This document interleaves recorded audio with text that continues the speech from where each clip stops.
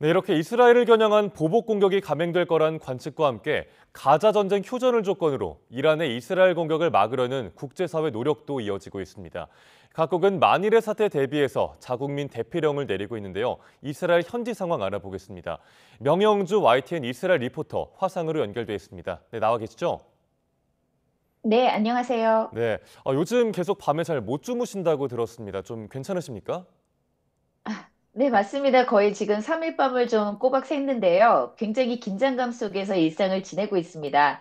그래도 제가 있는 곳은 이스라엘 중부 지역이라 대피 명령이 나오고 있지는 않지만 이스라엘 북부 지역 같은 경우는 헤즈볼라의 공격이 계속되고 있어서 어제 그제 방공호 가까이에서 생활하는 경고가 나오기도 했습니다.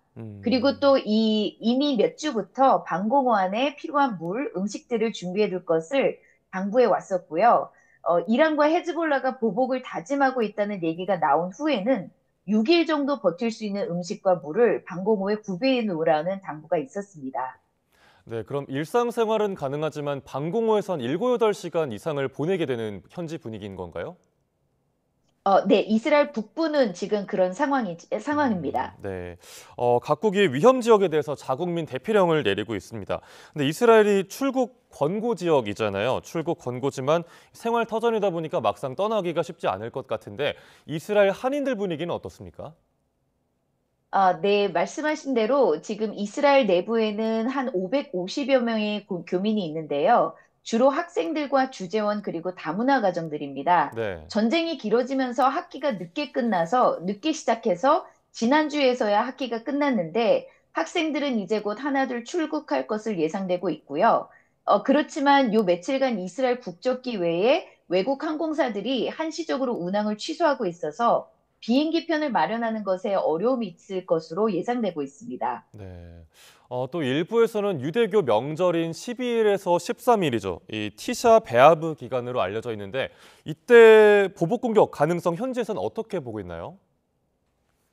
네, 현지에서는 지난 한 주 동안 미국 쪽에서 새어나오는 정보라면서 퍼지고 있는 여러 가지 이야기들이 많았습니다. 특히 지난 수요일 저녁에서 목요일 새벽까지 이란에서 자국 영공에서의 운항을 피하라는 항공 고시보가 떴었고, 이집트에서도 잇따라 항공 고시보가 뜨면서 긴장이 최고조로 올라갔었습니다.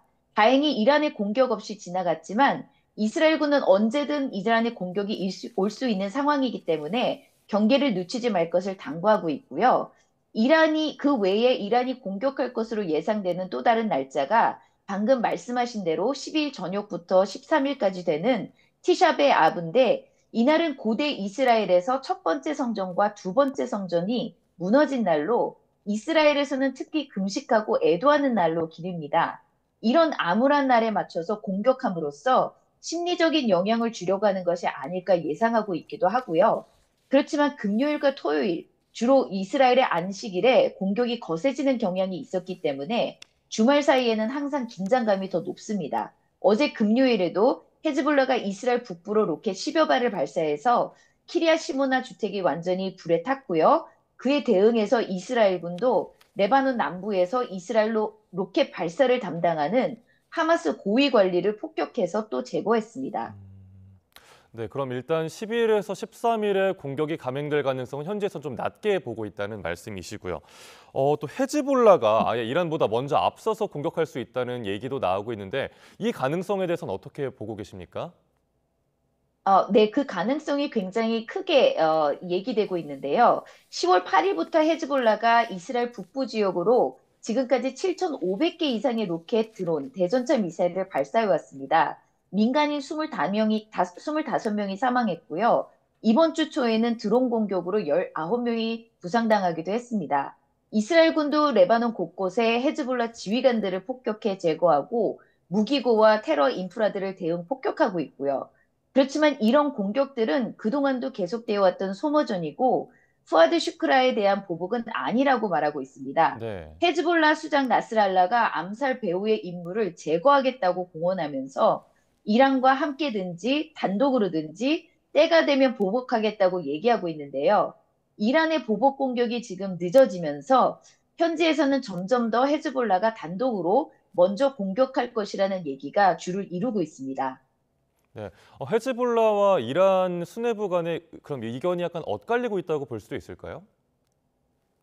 네, 그렇습니다. 지금 현재 이란에서는 페시키안 대통령과 또 특별히 이 이란 혁명군 사이에서 지금 이스라엘에 대한 직접 타격보다는 직접 타격을 하느냐 아니면 중동에 있는 다른 이스라엘 비밀 기지를 타격하느냐 서로 엇갈리는 이렇게 행보를 보이고 있어서 이란 안에서 조율이 되지 않고 있기 때문에 헤즈볼라 또한 자신들의 시간대에 맞춰서 보복할 것으로 예상을 하고 있습니다. 네.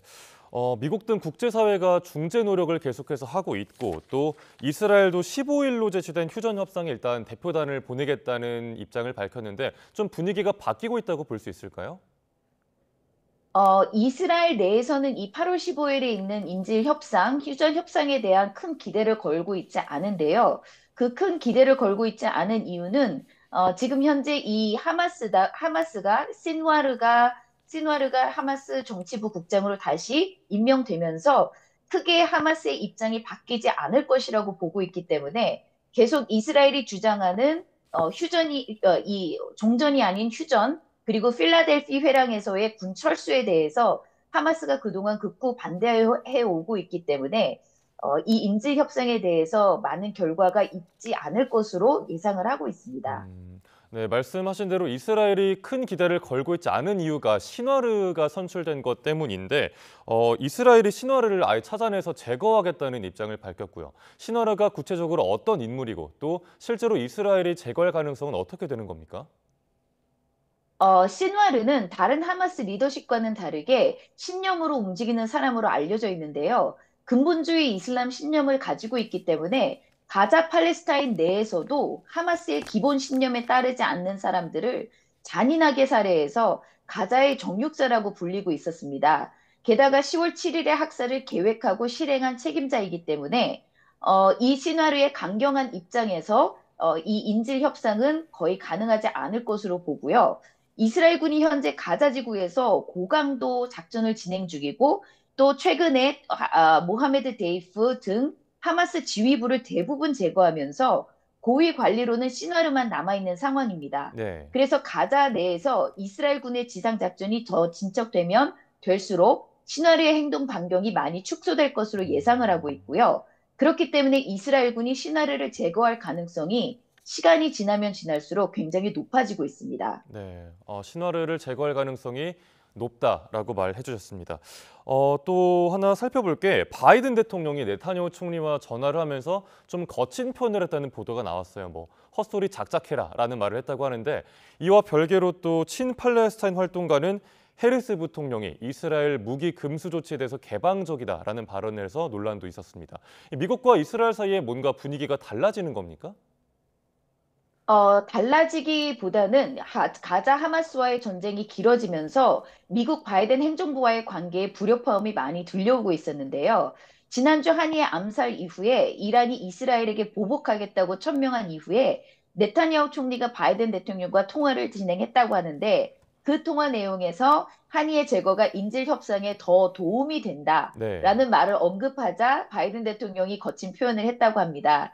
아마도 바이든 행정부 입장에서는 이스라엘의 결정으로 인해 중동 지역의 확전 가능성이 높아지면서 대선을 앞두고 미국이 원치 않는 확전으로 끌려 들어간다는 입장 때문에 그런 것이 아닐까 평가하고 있고요.